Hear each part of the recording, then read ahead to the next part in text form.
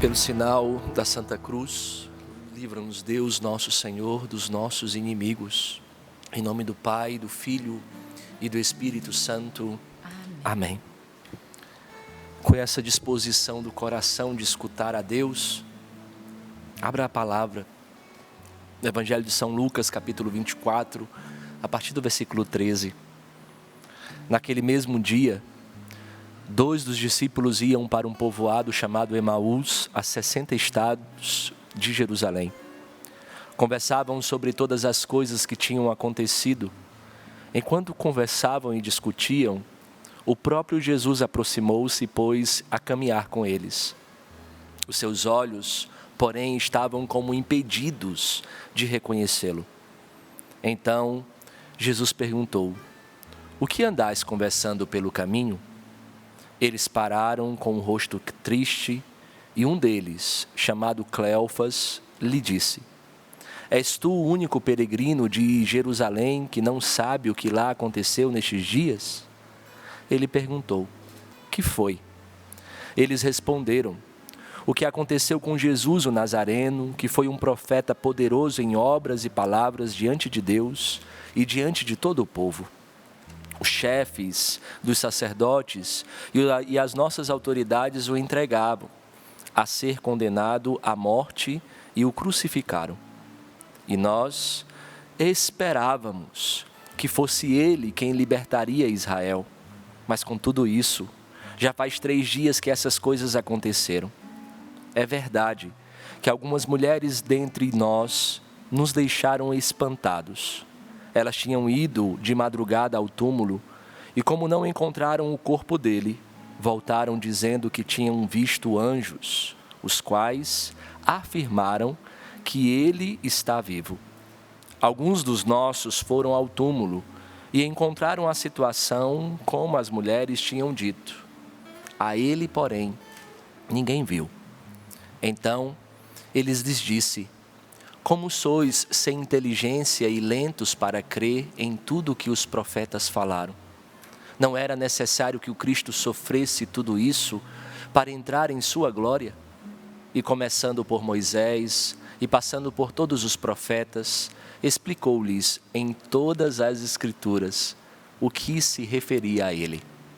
Quando chegaram perto do povoado para onde se encaminhavam, ele fez de conta que ia adiante. Eles, porém, insistiram: "Fica conosco, pois já é tarde e o dia está declinando." Ele entrou para ficar com eles. Depois que se pôs à mesa com eles, tomou o pão, pronunciou a bênção, partiu, deu a eles. Então, os olhos deles se abriram e o reconheceram. Ele, porém, desapareceu à vista deles. E diziam um ao outro: "Não estava ardendo o nosso coração quando ele nos falava pelo caminho e nos abria as Escrituras?" Naquela mesma hora, levantaram-se e voltaram a Jerusalém, onde encontraram reunidos os 11 e os outros discípulos. E estes confirmaram: "Realmente, o Senhor ressuscitou e apareceu a Simão." Então, os 2 relataram o que acontecera no caminho e como o havia reconhecido ao partir o pão. Palavra da salvação. Glória a vós, Senhor. Meus irmãos, talvez alguém pudesse dizer: nós estamos vivendo o tempo pascal. E talvez alguém pudesse dizer: mas se Cristo realmente ressuscitou, por que ainda existe tanta tristeza? Por que ainda existe dor? Por que ainda existe sofrimento? Porque a ressurreição, meu irmão, ela não elimina automaticamente a dor do homem. A ressurreição, ela entra dentro da nossa dor. Ela alcança as realidades que nós estamos vivendo. O evangelho que nós acabamos de ler começa exatamente assim. 2 discípulos que caminham tristes, que caminham desanimados, que caminham muitas vezes frustrados. Mas veja um detalhe: eles até tinham fé, mas eles perderam uma virtude teologal chamada a virtude da esperança. E aqui, meus irmãos, existe algo muito concreto, existe algo muito sério. A fé, ela pode existir sem a esperança. Infelizmente, a fé pode existir sem uma esperança viva. E quando isso acontece, a pessoa ela vai caminhando. Ela caminha, mas por dentro ela já desistiu de viver. Por que eu digo isso? Veja, as realidades que nós vivemos são variadas. Todos nós passamos por situações, e situações estas que muitas vezes nos decepcionam. Nem tudo acontece do jeito que a gente quer. As coisas não acontecem nem dentro da nossa casa. Eu gosto de dizer para pais, para mães, que nem sempre 2 mais 2 na educação é 4. Às vezes vai dar outra coisa, que não depende apenas de você. Nós escutávamos hoje na frase do dia, nosso Senhor respeita a liberdade. E você inclusive tem a liberdade de se distanciar da vontade de Deus. Você inclusive tem a liberdade de se distanciar dele. Mas veja, existe algo importante que nós precisamos viver a partir desta palavra. Aqueles homens estavam decepcionados porque eles esperavam.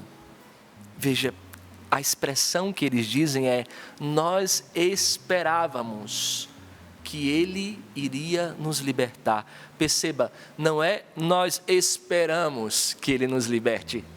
Nós esperávamos que ele iria nos libertar. A esperança deles ficaram no passado. A esperança dele ficou nos acontecimentos errados, nos acontecimentos que aconteceram contrários à sua própria vontade. E isso aqui não é uma história apenas dos discípulos de Emaús. Essa história aqui é uma história de muita gente que talvez nos acompanhe hoje no Sorrindo para a Vida. Talvez você amanheceu hoje com dificuldade de sorrir, porque infelizmente você esperava que o seu casamento desse certo, e o seu casamento não está dando certo. Talvez você não está sorrindo para a vida porque você esperava que a sua vocação fosse diferente. Parece que você se arrepende de tudo aquilo que você decidiu viver. Parece que as consequências da sua escolha estão pesando diante de você. Talvez você não esteja sorrindo para a vida porque você esperava que Deus resolvesse do seu jeito. E você está cansada de rezar. Você está cansada de rezar por aquela situação dentro da sua casa. Esse final de semana nós estávamos aqui no acampamento das mães que oram pelos filhos. Tantas mães que no decorrer do caminho entre o confessionário, o centro de evangelização, o auditório, chegava para mim e dizia: padre, eu não aguento mais rezar pelo meu filho. A situação está complicada. Talvez aos poucos, sem perceber, a pessoa continua vivendo, continua rezando, continua indo para a missa, continua fazendo a sua adoração, mas sem esperar mais nada em Deus. Parece que para não se frustrar mais, você deixou de esperar. Parece que para não se frustrar mais, você deixou de esperar, e é uma vida sem esperança, meu irmão, é uma vida que perdeu o seu horizonte. Porque é próprio da virtude da esperança almejar o fim último da vida. Nós não nascemos por aquilo que nós sentimos. E olha que bonito, né? É bonito porque nosso Senhor, Ele utiliza de uma força muito grande dentro de nós. A força de, mesmo diante da nossa desistência, Ele vai ao nosso encontro.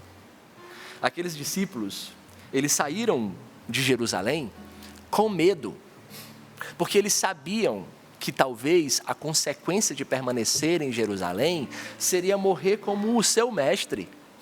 Eles desistiram de viver, e desistindo de viver, eles fugiram.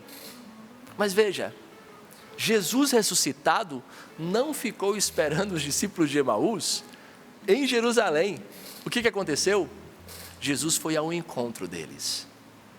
Jesus foi ao encontro dos discípulos, e é neste lugar onde muitas vezes nós desistimos, nós fugimos, é neste lugar que Jesus entra. É neste lugar, muitas vezes, que o ressuscitado se aproxima. E ele se aproxima no caminho deles e pergunta: que conversa é essa que vocês estão conversando aí? É como se ele dissesse assim, mas o que vocês, que papo é esse? Que papo é esse que vocês estão falando? E aí, a partir daqueles momentos, veja que impressionante, Jesus não começa impondo nada. Jesus começa perguntando: o que está acontecendo? Sabe por quê, meu irmão? Porque a dor, ela começa a ser curada a partir de alguém que possa acolher.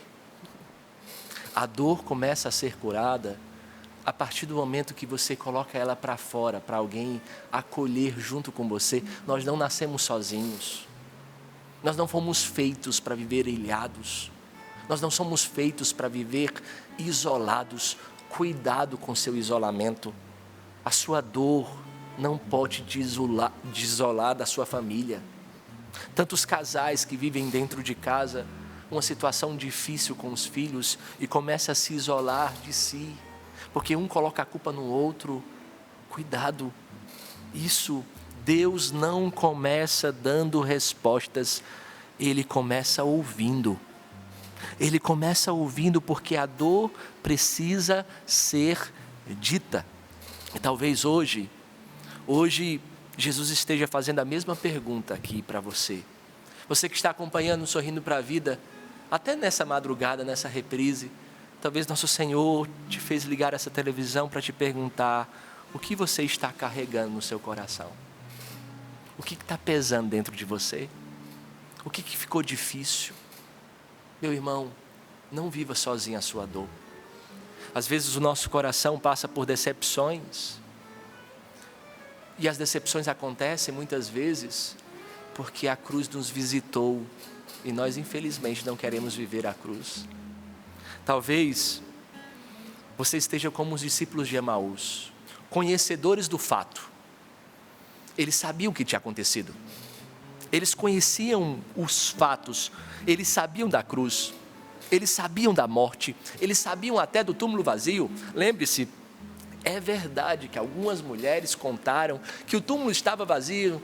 Eles foram lá, viram o que elas tinham dito no túmulo, mas a ele ninguém viu. E aqui está, meu irmão, a raiz da falta da esperança. Por quê? Porque infelizmente eles conheciam a realidade. Eles sabiam da cruz, eles sabiam da morte, eles sabiam do túmulo vazio, mas infelizmente eles não conseguiam interpretar os fatos à luz do Evangelho. Eles até contavam. Nosso Senhor perguntou para eles: o que estava acontecendo? E eles falaram da realidade sem o Evangelho.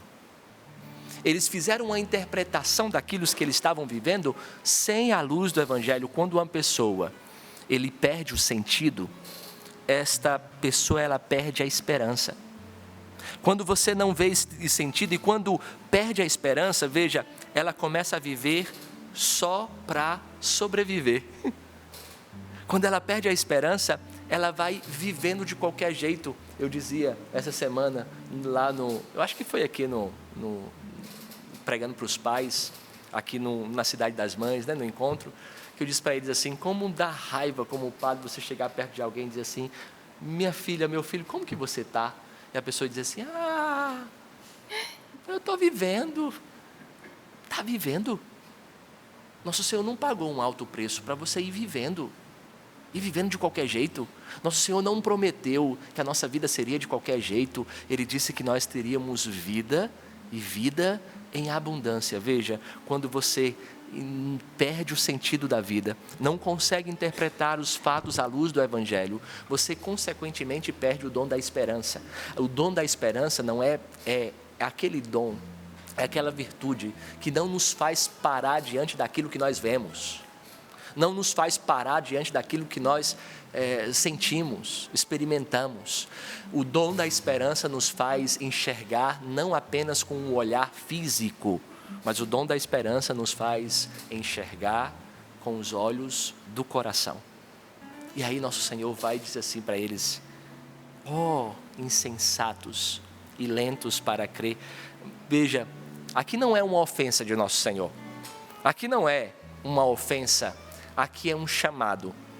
Aqui parece que nosso Senhor pegando nos nossos dois ombros e nos sacudindo de amor, dizendo assim: o que mais eu preciso fazer para que você enxergue a sua vida a partir do meu amor? Meus irmãos, quem perde a esperança, infelizmente, vive a partir de fatos sem o amor incondicional de Deus.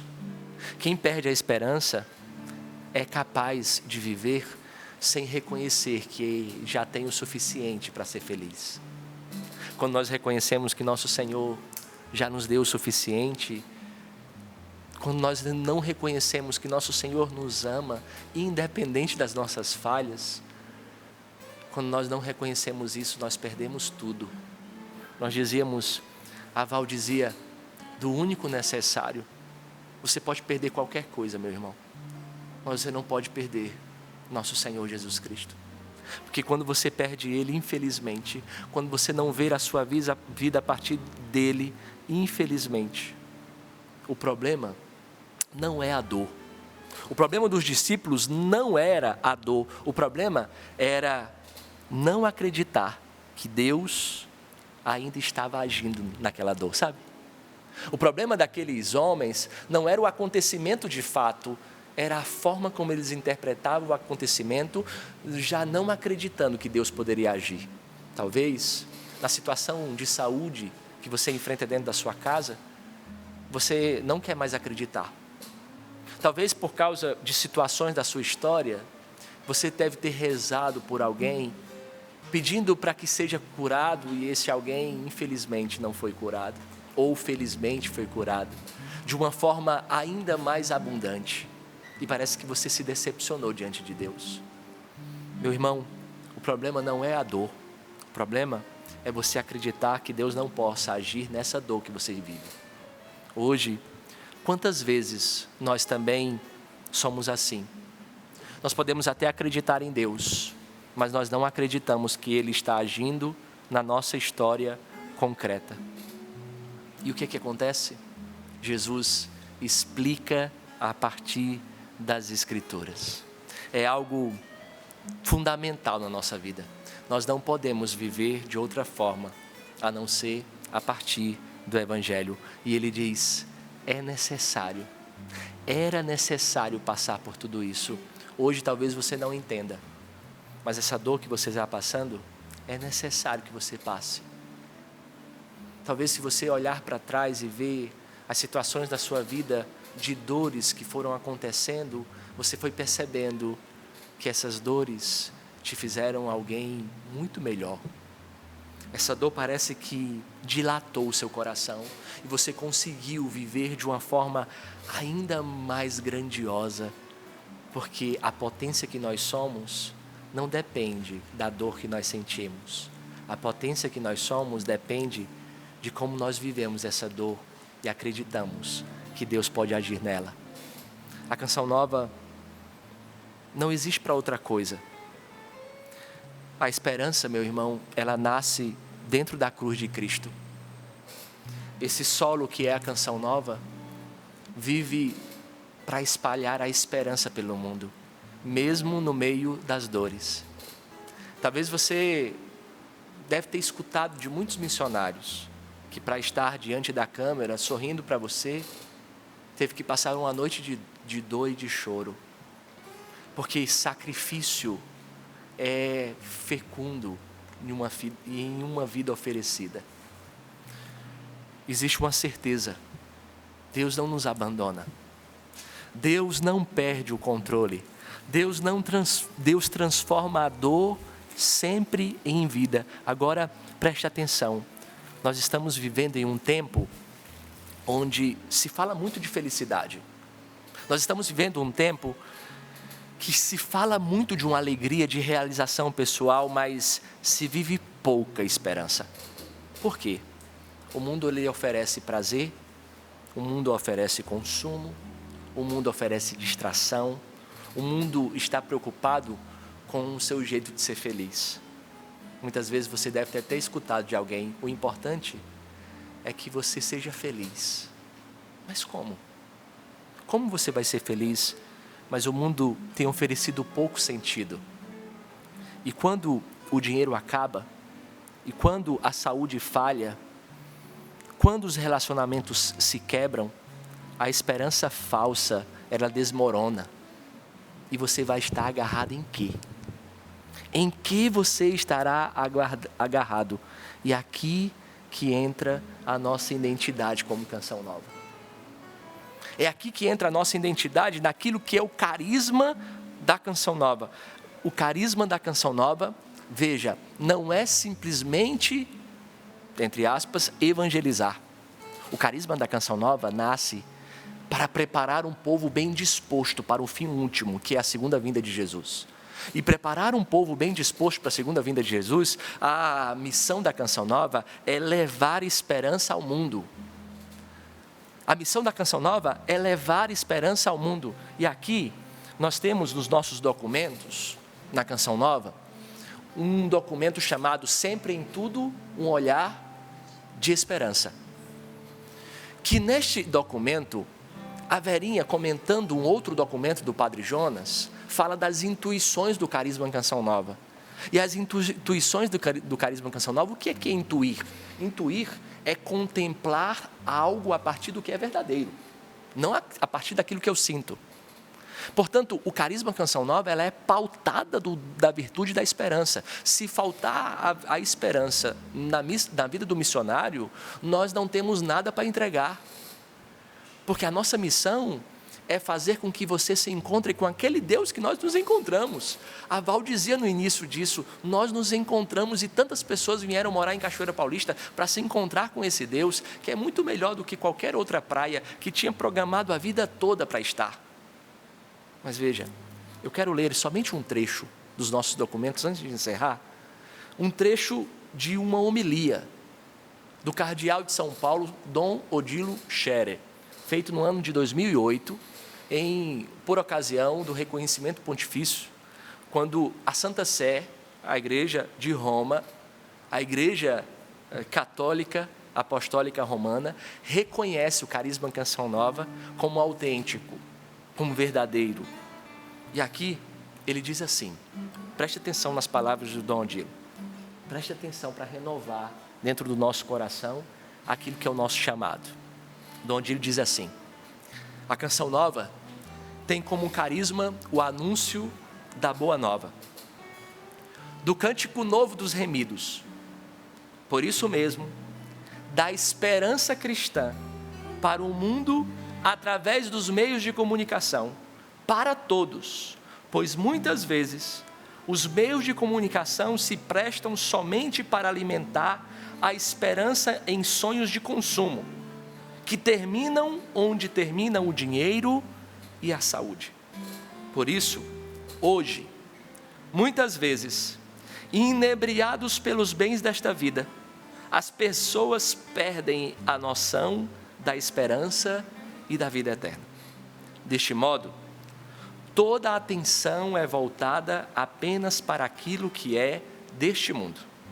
A perspectiva da cidade celeste e da vida eterna é a boa nova, é a canção nova para a humanidade.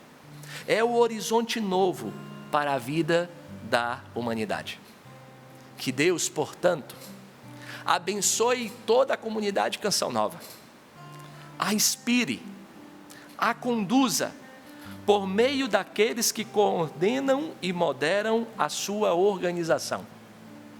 Que o Senhor dê perseverança a todos os seus membros e faça produzir muitos frutos para a vida da igreja. Assim, meu irmão, eu quero dizer para você que a Canção Nova não existe para outra coisa, é para trazer o verdadeiro sorriso. E o nosso sorriso não é outro. O nosso sorriso é o único necessário. É aquele que é o brilho do nosso olhar. Eu lembro, e assim quero encerrar, que uma vez Nosso Senhor me fez passar por uma situação muito delicada, muito difícil, até engraçada. Eu convidei umas irmãs do Carmelo, de Camaragibe, para vir conhecer a Canção Nova. E as irmãs do Carmelo vivem enclausuradas, né? Elas vivem na grade, elas não saem. Então isso era impossível. Só que aconteceu uma situação.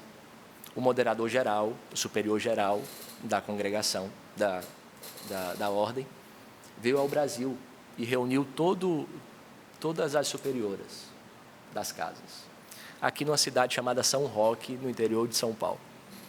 E as passagens estavam muito caras. E eu disse para elas assim, é a oportunidade das senhoras virem mais cedo, no lugar de vir no sábado. Compra a passagem na sexta. Eu consigo uma casa aqui na Canção Nova. E vocês vêm conhecer a Canção Nova. E elas disseram assim, nós fomos atingidos já pelo carisma, nós vamos tentar fazer isso. E a primeira coisa que nós queremos fazer é beijar o chão do presbitério do Santuário do Pai das Misericórdias. Porque eu quero agradecer pelos sacerdotes da Canção Nova. E assim elas vieram. Eu fui buscar elas no aeroporto, trouxe, imagine minha felicidade. Elas entraram no santuário, beijaram o chão, agradeceram por esse solo sagrado que é a Canção Nova, que alcançou a vida de irmãs enclausuradas dentro de uma grade. O Carmelo de Fortaleza, se vocês não sabem, no tempo da pandemia, ficou sem missa. Então elas pegavam Jesus na paróquia e todos os dias, às 7 horas da manhã, elas assistiam à TV Canção Nova e eram alimentadas pelo carisma. Nós, a partir da nossa missão de evangelizar e dar esperança, chegamos até mesmo no meio das grades de um Carmelo. E assim eu apresentei elas tudo, né? Fui no seminário e fiquei maravilhado com elas lá. Levei na casa do Padre Jonas, levei elas na capela. A cena das irmãs adorando na capelinha do Padre Jonas foi a coisa mais linda do mundo. E elas adoraram, levei elas na cama onde o Padre Jonas morreu, elas rezaram, tudo perfeito. Elas dormiram aqui e no outro dia de manhã eu celebrei a missa no seminário para elas bem cedo, tomamos café e fomos para São Roque.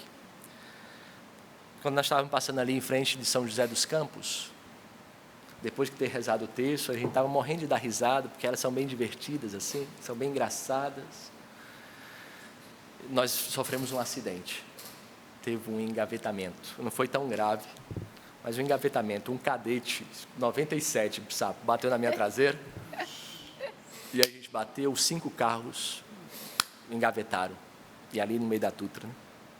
Elas ficaram desesperadas, eu pedi perdão, desci do carro, conversei com as pessoas, imagina a cena, mas eu não consegui ir adiante, o radiador furou, parei ali na beira da Dutra, com aquelas 3 irmãs, vestidas de véu, imagina a cena, eu de batina, as 3 irmãs de hábito e um seminarista.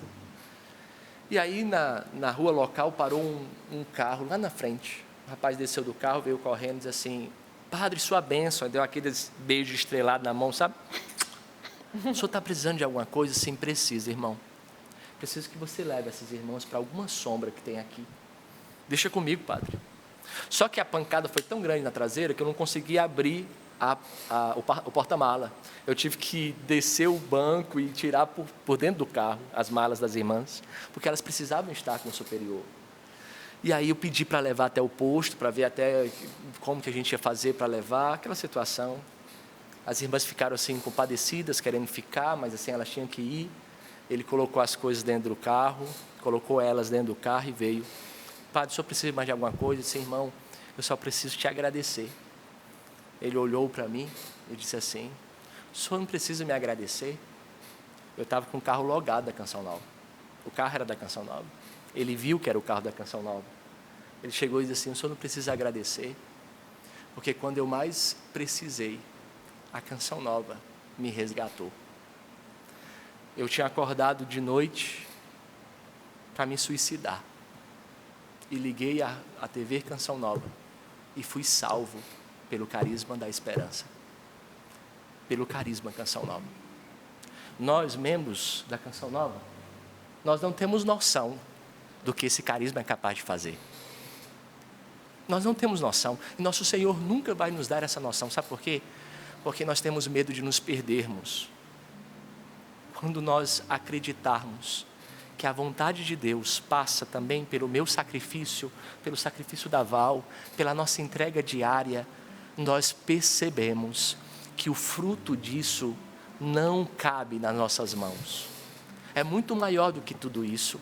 Você sabe da realidade que hoje você vive, e talvez essa mensagem chegue até você, por meio do Sorrindo para a Vida, quando você tiver muita dificuldade em sorrir, quando você não consegue mais sorrir, quando parece que o sorriso foi roubado a partir das suas frustrações, a partir daquilo que você tinha vivido. Veja, meu irmão, isso que nós acabamos de ler, isso que nós experimentamos, a partir de um fato daquele, é interessante, porque depois que ele falou isso para mim, eu fiquei esperando um carro da Canção Nova me resgatar há um tempo, né? Fiquei sentado, assim, imagina a cena, levantei a batina, fiquei sentado na beira da Dutra, fiquei olhando para Jesus assim, dizia assim: Jesus, o senhor não precisava fazer tudo isso para me lembrar o quanto que a Canção Nova é, né?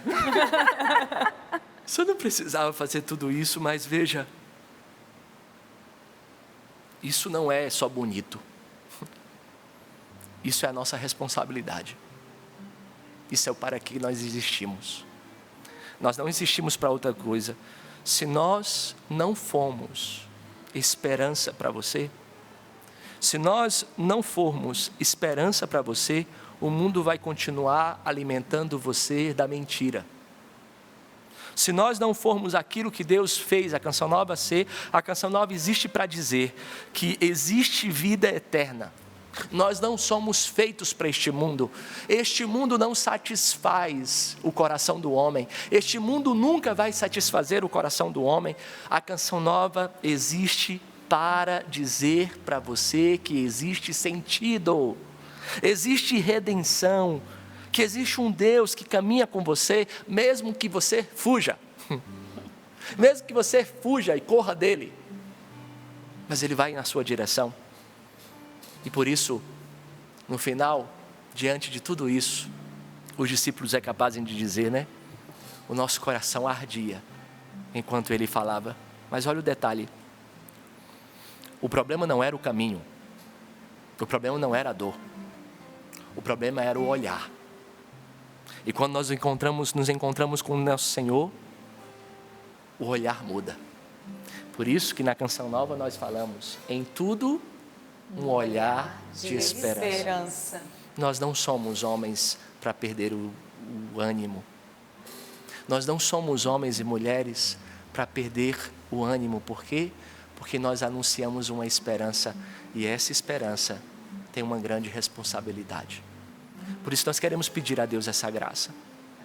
Hoje, independente daquilo que você tenha vivido, independente daquilo que você tenha experimentado, Deus alcança o seu coração. Por isso, se você pode, pergunte ao seu coração: você está caminhando ou você está desistindo por dentro? Será que você ainda espera? Ou você lembra que esperava e a partir dos acontecimentos da sua vida você não espera mais? Hoje, Senhor, nós pedimos, dai-nos a graça de termos consciência que Tu caminhas conosco. E Ele quer falar ao seu coração, Ele quer fazer com que o seu coração arda novamente. Por isso, Senhor, reacende em nós o dom da esperança. Reacende em nós, Senhor, o desejo. Nós não queremos viver de um passado. Nós não queremos viver só de passado. Nós não queremos viver só de sobrevivência, Senhor. Nós queremos viver do dom da esperança, que vem da ressurreição de Cristo, que vem através da presença do Senhor, que caminha conosco, que está conosco. Por isso, nós também queremos ser atingidos por esta esperança e ser esperança para alguém. Talvez a mudança que precise dentro da sua casa, meu irmão, é a partir do encontro de Deus com você, para que você seja canal de esperança para os seus, para que você seja também canção nova, a canção dos redimidos, a canção da esperança. Ser esperança na sua casa, ser esperança na missão, ser esperança na Canção Nova, porque o mundo não precisa só de explicações. O mundo precisa de gente que tem um coração aceso com o dom da esperança. Obrigado, Jesus. Deus cuida de mim,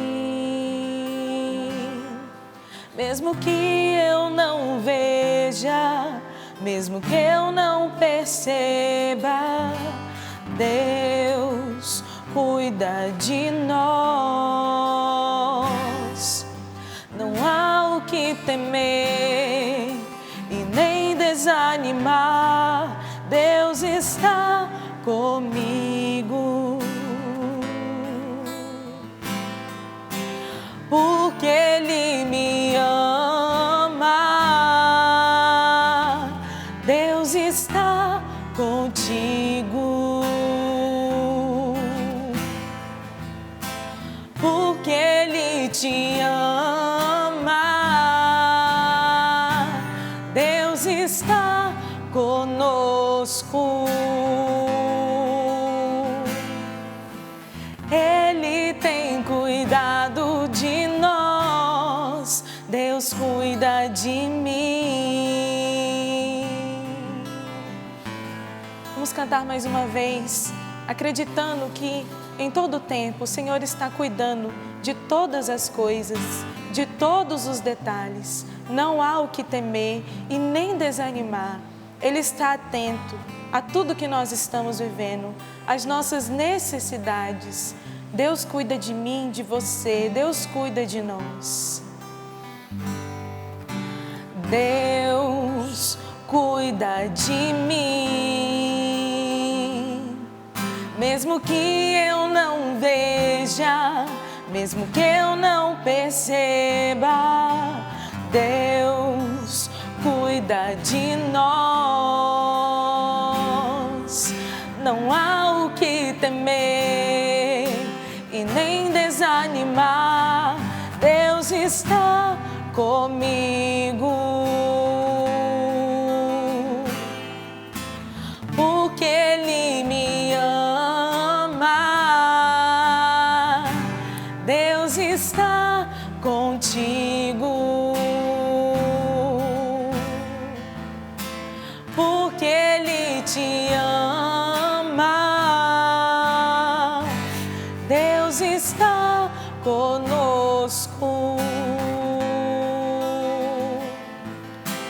Ele tem cuidado de nós, Deus cuida de mim.